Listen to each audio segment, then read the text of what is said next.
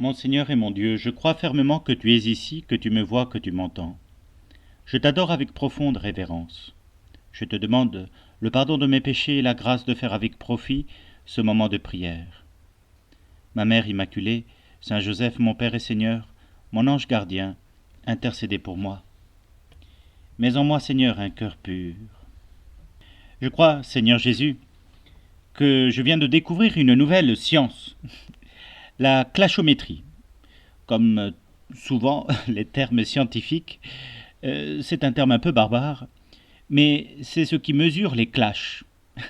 Parce que je ne sais pas si vous vous êtes rendu compte, mais sur Internet, on trouve que ça, des clashs, qui, entre des hommes politiques, avec un artiste, avec un journaliste vedette, eh bien, on ne souligne et on ne garde de parfois certaines conversations assez longues que le côté clash.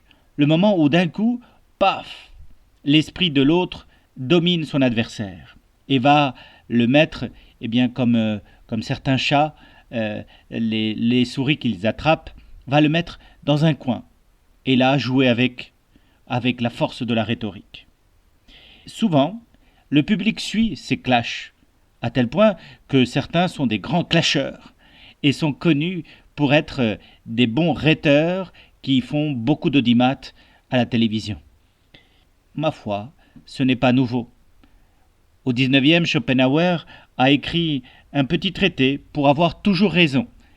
Effectivement, il donne les éléments de la rhétorique habituelle, dans lesquels la seule chose dommage, c'est que la vérité pâtit. L'objectif n'est pas de forcément trouver la vérité, mais d'imposer à l'autre, de façon parfois un peu orgueilleuse, d'imposer ses arguments. Peu importe la vérité. Or, justement, l'évangile de ce jour a quelque chose d'incroyable. C'est une vraie situation dramatique de clash. Et le gagnant, c'est Jésus, mais pas de la même façon que le reste du monde. L'attitude du Christ, elle est digne d'intérêt parce que, Seigneur, tu nous apprends à contrecarrer les arguments fallacieux de certains. Jésus se retrouve face à un groupe d'hommes et il a une conversation qui quand même a l'air bien serrée, des répliques pleines de force, à tel point qu'à un moment donné, quasiment un peu en exagérant, il faut bien le reconnaître, ils lui répondent « Mais nous ne sommes pas des fils de Catin !» Quand même, Seigneur Jésus, tu as eu à faire face à des personnes qui sont un peu vulgaires, qui te répliquent des choses, difficiles. Et nous entendons que tu as dû les mettre un peu en situation de déséquilibre, de colère par conséquent, en poussant jusqu'à leur retranchement leurs arguments. Parce que, justement, tu affirmes royalement, majestueusement, que la vérité nous rend libres. La vérité vous rendra libre. Et d'un coup, des horizons infinis s'ouvrent sous nos yeux. La vérité est un chemin dans lequel le chrétien doit s'engager sans jamais faillir. Que votre oui soit oui, que votre non soit non, le reste vient du démon, nous avais-tu déjà dit. Mais la vérité est un horizon infini qui nous ouvre vers Dieu.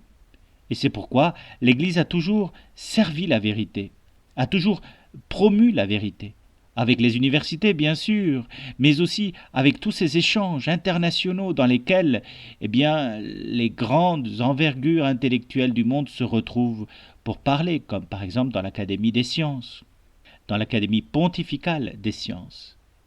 Mais la vérité, d'où qu'elle vienne, elle est précieuse parce qu'elle rend libre. Elle rend libre face à certains désarrois. L'erreur, à contrario, nous emprisonne. Elle atténue en nous la capacité à décider. On ne sait plus choisir. Elle nous désoriente, l'erreur.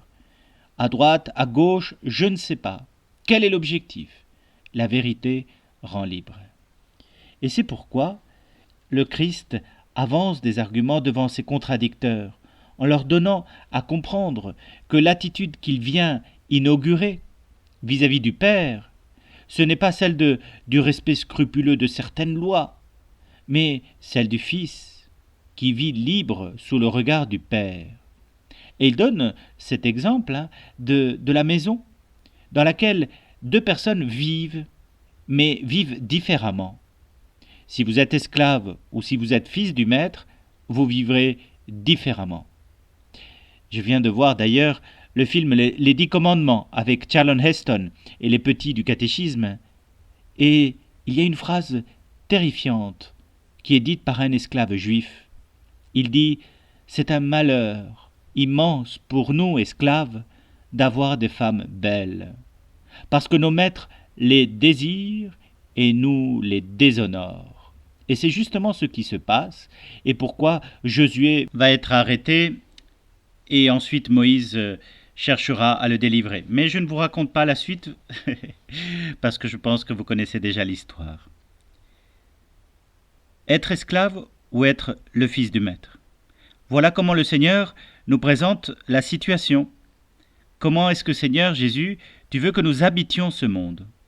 Ou bien craignant que le maître nous demande quelque chose de déshonorant, craignant qu'il nous demande quelque chose d'impossible, craignant d'être mis à la porte, ou pire, d'être châtié jusqu'à la mort, comme dans l'Antiquité, eh bien les esclaves pouvaient l'être par le maître. Est-ce que c'est ce genre de comportement que Dieu voudrait établir avec nous? Est-ce que c'est ce genre de relation que Dieu voudrait établir avec nous? Le Christ nous dit que la vérité rend libre, que ce qu'il veut induire en nous, c'est un comportement de fils, qu'il veut nous établir dans cette simplicité de la liberté des enfants de Dieu qui vivent en ce monde, comme si tout leur appartenait, puisque c'est le monde du Père. Et effectivement, l'Église promeut cette vérité, que tous les êtres humains sont frères, et que par conséquent, toute dignité humaine doit être respectée, par qui que ce soit, sans aucune différence, dans tous les contextes. Quelle grande dignité que la nôtre, nous qui sommes déclarés par le Christ, enfants de Dieu, et qui le sommes.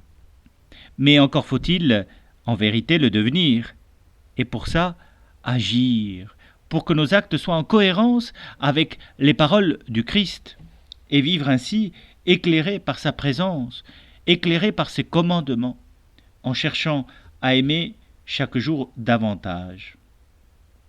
Récemment, lorsque je visitais une personne âgée de 91 ans, elle rappelait un conseil que sa maman lui avait donné quand elle était petite et qu'elle répétait chaque fois qu'elle venait lui poser une question, lui demander une solution pour un problème qu'elle avait. Sa maman, pleine de sagesse, lui disait « Mais regarde plus loin,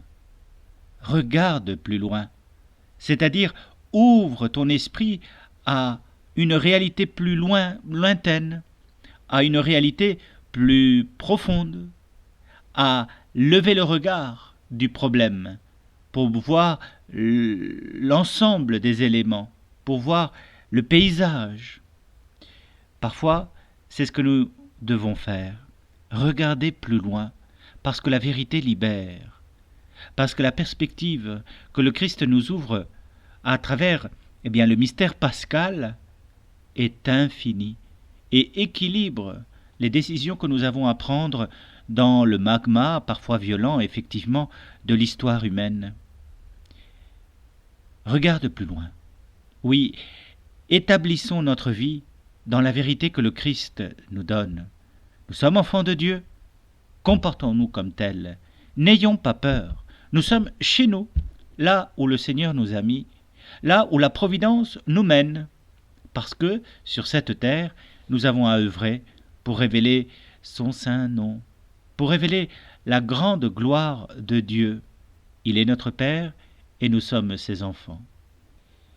Je te remercie, mon Dieu, des bonnes résolutions, des actes d'amour et des inspirations que tu m'as communiquées dans cette méditation. Je te demande de m'aider à les mettre en pratique. Ma Mère Immaculée, Saint Joseph, mon Père et Seigneur, mon ange gardien, intercédez pour moi.